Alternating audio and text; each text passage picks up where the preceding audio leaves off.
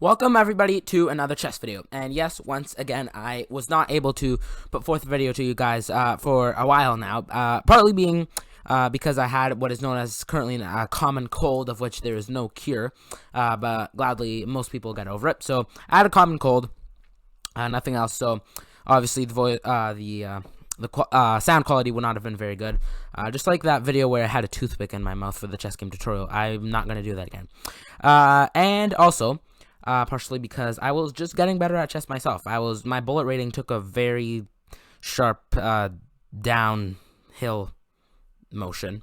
It used to be 1139, now it's like 1050 something. It went on by over 100 points, and I'm bringing it back up again. So I was very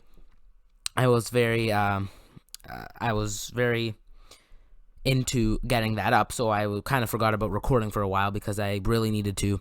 I felt very depressed. No, I didn't. I felt like I wanted to bring it back up, so I kind of gave up recording for a bit and decided that I would start working on my bullet rating. So my bullet rating is slowly but surely getting back up there, so that's good. And also I've been just watching some of the various tournaments that have been going on and just getting better at chess myself, reading some chess books, and enlarging my opening repertoire, stuff like that. Okay, so I am back with you guys, and this is the video that I promised you guys all about good pawn structure. I published a video a while ago called good pawn structure. I'm getting this all mixed up. I published a video a while ago called bad pawn structure. That was a while ago, and then I said I would do a future video of good pawn structure. So here it is for you guys. I'm going to give you guys three very good pawn structures that you will want to have when you're playing chess during your middle game, but really all throughout the entirety of the game. So let us go to the chessboard. Let's go to the chessboard. Here we are. So the first very good pawn structure that we are going to look at is known as the pawn chain. And this is the essence of a pawn chain. This is what it looks like. There are no kings, so this is not an evaluationable position, whatever that word is. But this is a pawn chain. So as we know, these are the little pawns. These are the pawns that are set up here at the beginning of the chessboard of a chess match. So the first principle, the first very good structure is known as a pawn chain. Why? Now you might ask, what is a pawn chain first, and why are pawn chains so good? Okay, so these are the pawn chains for white, and this is a pawn chain for black. Sorry, that's not a very good color. That's a pawn chain for black. So here are the pawn chains for white here. Why is a pawn chain so good, and what is a pawn chain? Well, a pawn chain is any set of pawns. It can be even two, just like here. A set of pawns that are diagonal from each other and going in the relative direction to the opposing side of the board, right? So if we flip the board, these pawn chains are going relatively this way, right? They are poised to go that way, like all pawns, right? So that's what the pawn is. The pawns are a set of diagonally placed pawns with no squares in between, who are going this way together. Okay, so why are you might ask, why is a pawn chain so good, and what are the weaknesses of a pawn chain? Well, first, the weaknesses of a pawn chain. When you build a pawn chain up like this, the weakest pawn in that chain is this pawn right here.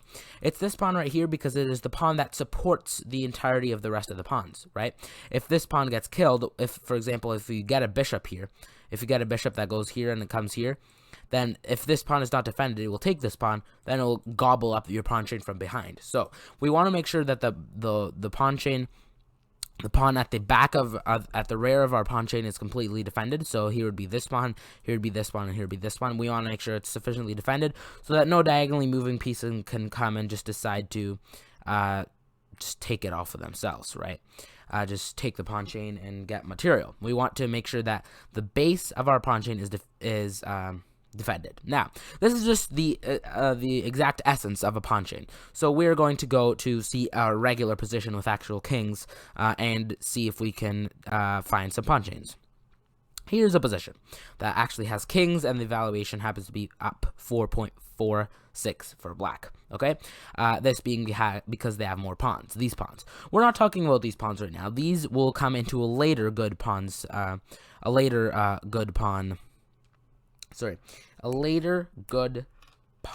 structure. This is a different structure that is good as well.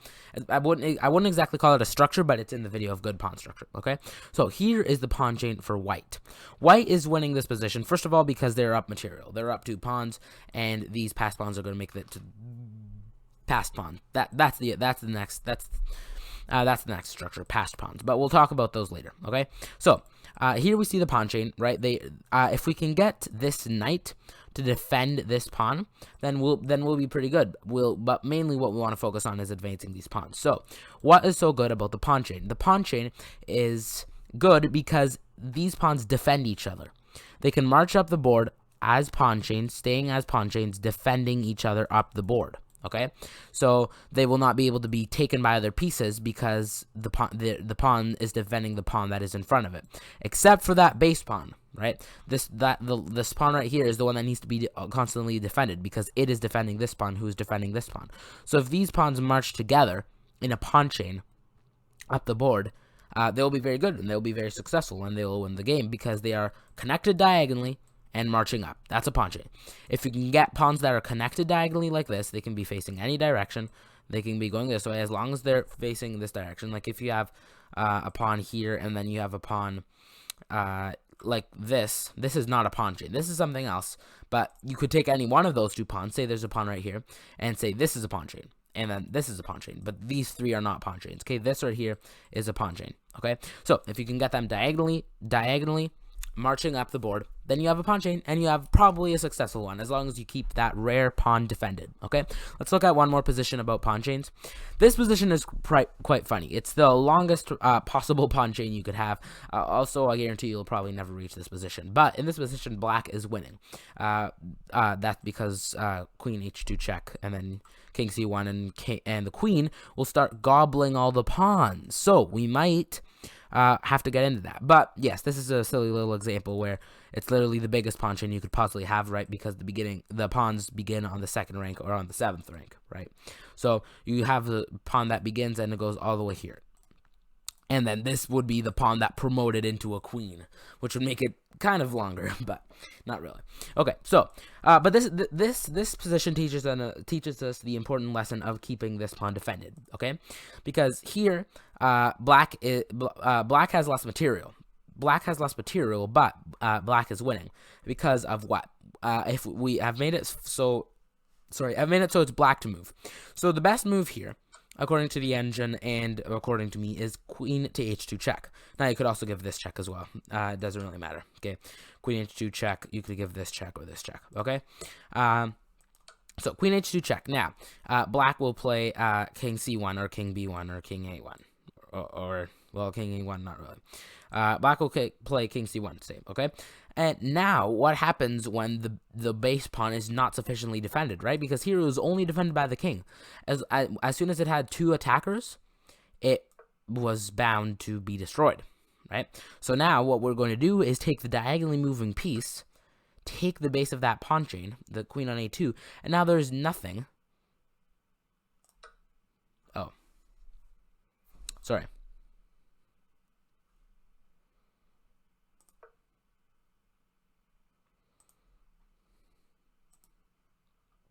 So let's look at one final example, and then we will move on to the next structure.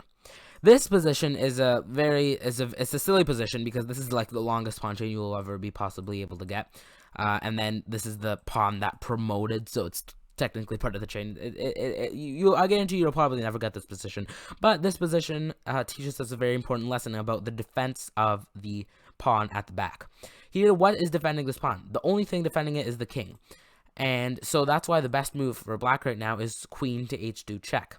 And then after that, black will play, white will play king to b1, and we will play, and now white will play queen takes a2 check. Okay, queen takes a2 check, from which they will proceed to checkmate.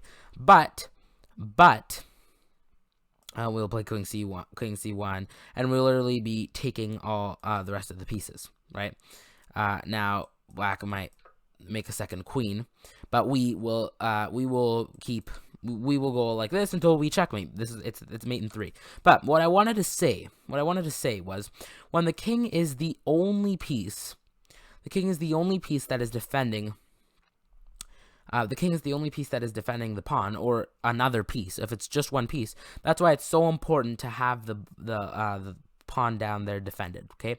Because then black will play in this position. They will take the pawn. And now in this position, white can checkmate, okay? White can checkmate, and white is up 50, okay? So here, and just go on and on. But anyway. So, king to c1, and now the point that I tried to make was for beginners. Black will literally just gobble up these pawns. You can't let a diagonally moving piece, such as the queen or the bishop, get behind your pawn chain and gobble it up for free. You'll be just losing unnecessary material, and that's why you want to keep that base pawn, this pawn right here, the pawn on a2. You want to keep it sufficiently defended so that your opponent cannot get too many pieces at it and later be able to take it and take the entirety of your pawn chain. That's why you want to make sure that the rare pawn is defended. Always keep that in mind. The rare pawn is defended, and make sure of that, and your pawn chains will be all right. Remember, that's the only weakness of a pawn chain. Other than that, these pawns march together to victory as long as they stay connected in a chain. Okay, those are pawn chains. I will mention about pawn chains in some chess game tutorials. That's why the chess game tutorials are very good. I'll mention pawn chains all throughout this channel. I'm just saying this video is all about very good pawn structures. So pawn chains first, very good pawn structure. Let's move on. The next pawn structure is something that I kind of already spoiled. This is called a passed pawn. Okay, so here we have one pawn. So we must therefore decide that if I am making an example about a passed pawn, it wouldn't be a good example unless it had a passed pawn. So this is a passed pawn.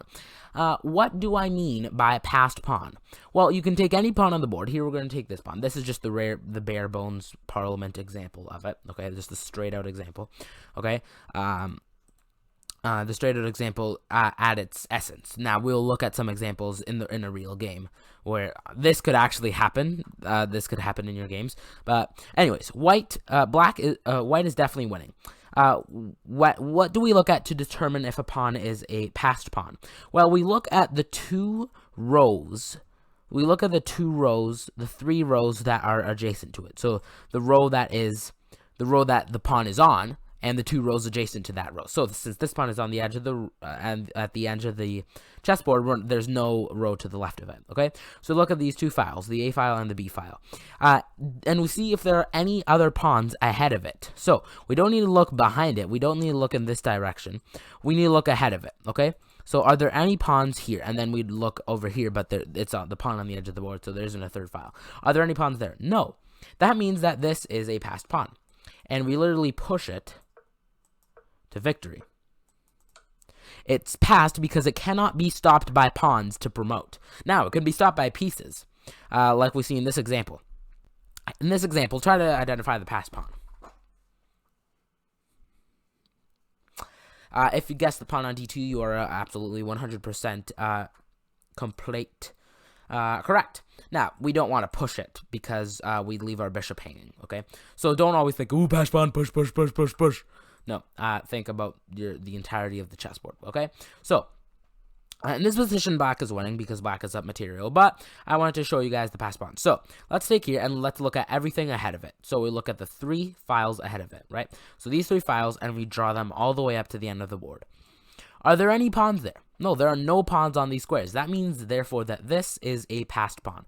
It will get all the way to the end of the board if it's not stopped by pieces, okay? Because there's no pawn.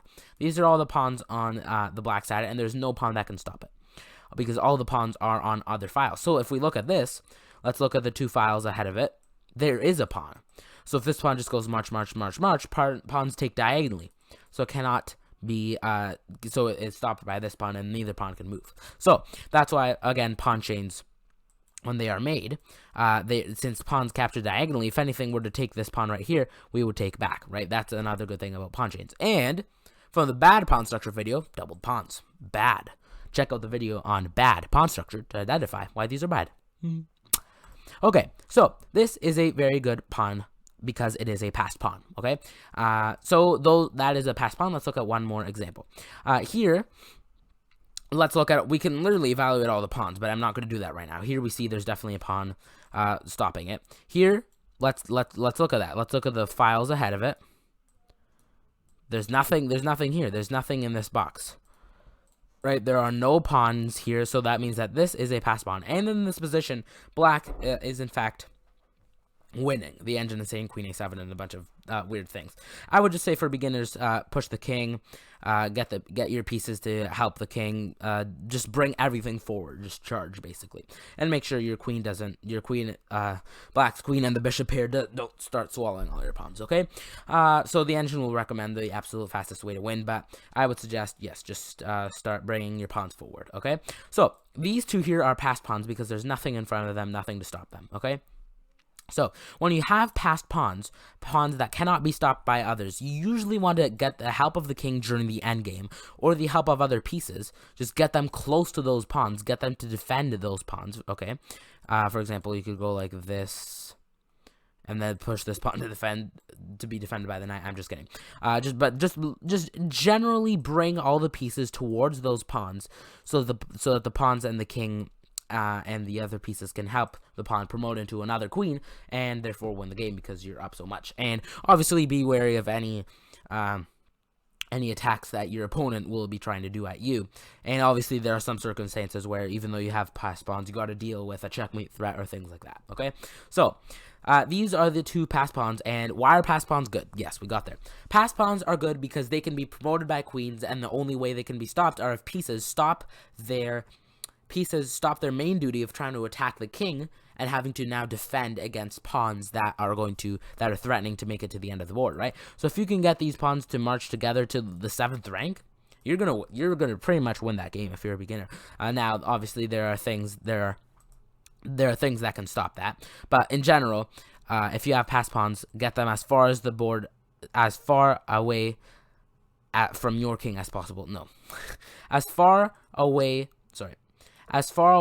from the home rank. Okay, as far away from the home rank as possible. Get them marching all the way up the board and promote them. Okay, now for the last good pawn structure, this is known as the connected pawn. Sounds pretty simple, doesn't it? Pawn, 2 pawns. Connected pawns take at least two pawns to be able to say these are connected pawns. And just like a pawn chain, a passed pawn, you can just have one passed pawn.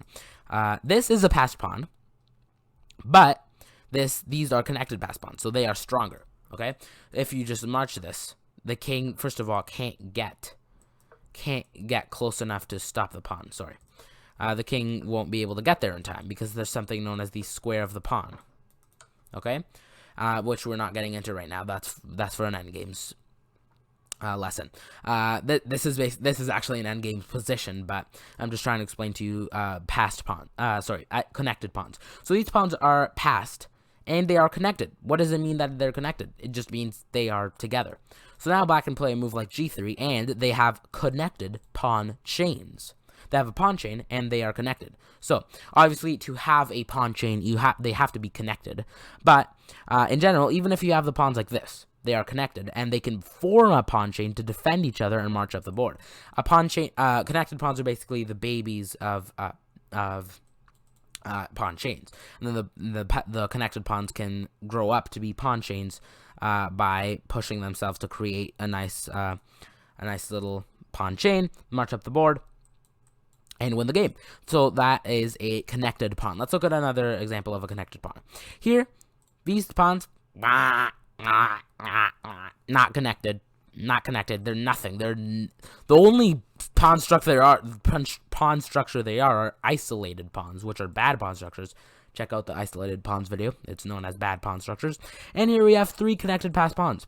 Look at this. If you're obsessed with pawn chains now, you can make a pawn chain very fast. Right there. There you go. You got a pawn chain. Back it up with a rook. Get these pawns going, and you'll win this game. Because these pawns, they're not connected. They're not pawn chains. They're not passed. Well, none of these pawns are passed. They suck. Okay? So, make sure that you have connected pawns. Make sure you have passed pawns. And make sure you have pawn chains in a game in order to have good, healthy pawns and a good, healthy game. Okay? Last example of connected pawns. Here, these pawns not connected. Here, these pawns nicely connected. They form a nice little pyramid, if you are addicted to pawn chains, you can make one immediately. Here you go. There you go. Hey, ain't that good? And pawn chain, doubled pawn, sorry. Check out the bad pawn structure video with doubled pawns and learn why these are terrible.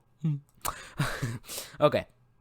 So these here are the connected pawns. They're not passed because these pawns are stopping them, but they are better than these pawns. First of all, because they're more. It's 3 against 2, and second of all, because they are connected, whereas these pawns are not. No matter how far they march up the board, they can never defend each other because they're not connected. These pawns, however, are connected, and they can defend each other up the board and therefore win the game. Okay. Now these pawns are also connected. You have 4 connected pawns that can march together and get a queen and become a queen. One of them can become a queen. But these pawns are better or as good as these pawns because here we have doubled pawns, right? So remember from the bad pawn structure video, these pawns can't defend each other, right? Because they're doubled. So check out that video and you'll see what I mean. That's why these pawns are a bit better. But maybe not. Maybe some grandmasters disagree with me. Maybe these pawns are better, and I would have to say yes to the grandmaster. Sorry, guys, I had to edit a little part out. Something happened to my camera. I had to reboot everything.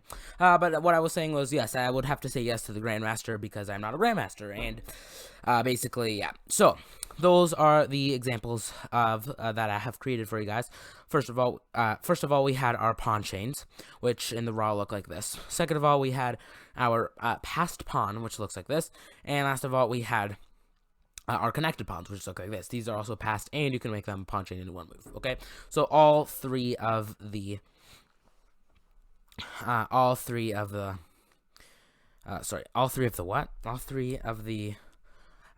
structures in 2 pawns. All 3 of them. There you go. Okay, so those are the examples I gave to you guys. I hope you guys have enjoyed this video, and we'll see you in the next one. You can re-watch it as many times as you want, so that you can understand the positions and what I've been saying. So let's say first of all, one more time, why they're good, and what to worry about. The pawn chains are good because they are defending of each other, and they defend each other, and they can march up the board together in unity and promote into a queen and win the game. And what you have to watch out about is that pawn at the end, at the back of the pawn chain, which needs to be defended because it's not defended by the pawns, right? This pawn is defended by this one, and this pawn is defended by this one, right? And then if you continue the pawn chain, each pawn would be defended by the one behind it. Okay, the passed pawn is a pawn that there are no pawns stopping it, and there are no pawns on the adjacent sides of it, so that they can be taken. Okay, so there's no pawns to stop it, and basically what you do is just march the pawn all the way up. Okay, and what you want to be wary of is not getting too caught up on pass pawn, push, because you want to make sure you know about what your opponent is doing, and how to be aware of your own plan while watching your opponent's plan, so you can win the game. You could be excited about the passed pawn, but you can't worry all about it at once. Okay. And lastly, the connected pawns. The connected pawns are pawns that are connected and will march up the board together, very similar to the pawn chains. And what you want to watch about these are, you might want to have like a piece behind them to like a forward moving piece to support them, like a rook or a queen. But maybe not. Sometimes in the end game, you can just have them pushed together because there's nothing that can stop them, like in this position. But you want to watch out about is also just going connected pawns. Let's push them, because you have to not forget about what your opponent is trying to do as well. Okay, so getting into that habit of watching everything in the board. Get in that habit of watching what's going on all around you in the board, so that you don't get so hung up on pawns and trying to get them all up, because it's not all about pawns. Pawns are a very important aspect of chess, but it's not all about the pawns. It's about the pieces. It's about the king's safety. Worry about everything. You're gonna have to worry about everything at all times throughout chess. Be wary about your opponent's plan as well. Okay? So I hope you guys enjoyed this video, and we'll see you in the next one. Goodbye. Goodbye. Goodbye.